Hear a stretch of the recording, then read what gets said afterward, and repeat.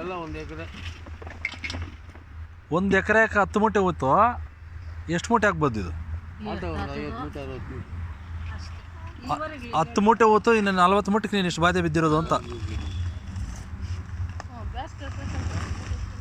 ಹಾಂ, ಇವಾಗ ಆಮೇಲೆ ಇದು ಇದು ಇದು ಗಡ್ಡೆ ಯಾಕಿದೆ ಈ ಥರ ಹಿಂಗೆ ಸೈಡ್ಗಳು? ಅದು ಬೊಮ್ಮೆ ಬಂದಿರೋದು ವಿಪರೀತ ತ್ಯಾಮಲ್ಲ. ಈಗ ಇದು ಜಾಸ್ತಿ ತ್ಯಾವ ಆದರೆ ಇಲ್ಲ ಗಡ್ಡೆ ತುಂಬ ಸಣ್ಣ ಅಂತಾರೆ, ಕರೆಕ್ಟಾ? ಈಗ ಈ ಥರ ಹಿಂಗೆ ಸೈಡ್ಗಳಿಗೆ ಬರ್ತಾವಲ್ಲ ಸುಮಾರು ಕಡೆ ಇವಾಗ ಬರ್ತಾ ಇರೋದು ಆಲೂಗಡ್ಡೆ ಎಲ್ಲ ಇದು ಇದೇ ಥರ ಈ ಸಣ್ಣ ಸಣ್ಣ ಒಳ್ಳೆ ಅಂತಂದ್ರೆ ಈ ಕಾಲದಾಗ ಅದೇ ಥರ ಬರೋದು ಅಂತ ಬಂದ್ಬಿಡ್ತಾವೆ ನೋಡಿ. ಹಾಂ, ಅಲ್ಲ ಇದೇನು ಗೊತ್ತಾ, ಈಗ ಮನುಷ್ಯನಿಗೆ ರಕ್ತ ಸಂಚಾರ ಆಗದಿರೋ ಸರಿಯಾಗಿ ಹೆಂಗೆ ಗಡ್ಡೆಗಳಾಗ ಇದು ಕಟ್ತದೆ, ಆ ಟೈಪ್ ಇದು ಒಂದು ಕಾಯಿಲೆ ಅದಕ್ಕೆ.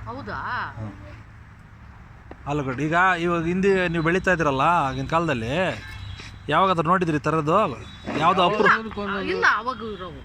ಅಲ್ಲ, 100ಕೊಂದು ಅಲ್ಲ, ಇಡೀ ತೋಟ ಎಲ್ಲ ಇರ್ತಾರಲ್ಲ, ಇಡೀ ತೋಟ ಎಲ್ಲ ಈ ಥರದ ಗಡ್ಡೆ ಇರ್ತಾರಲ್ಲ. ಇವಾಗ ನಿಮ್ಮ ರಾಶಿ ಎಲ್ಲ ಎತ್ತಿದ್ರೆ ಒಂದು 20% ಈ ಥರದ ಗಡ್ಡೆ ಇದೆ, ಕರೆಕ್ಟ್ ತಾನೆ? ಆವಾಗ ಅಪರೂಪಕ್ಕೊಂದು ಕಾಣಿಸೋದು ದಪ್ಪ ಇರೋದು. ಹಾಂ, ಅರ್ಥ ಆಯ್ತಾ? ಇವಾಗ ನೋಡು, ಅದು ಗಡ್ಡೆನೇ ನೋಡು, ಅದೇ ಏನೊಂಥರ ಸಿಡುಬು ರೋಗ ಬಂದಂಗೆ ನಮ್ಮ ಗಂಟುಗಳ ರಕ್ತನಾಳಗಳ ಗಂಟುಗಳು ಕಟ್ಟುತ್ತದೆ ನೋಡು, ಆ ಥರ ಐತಿ.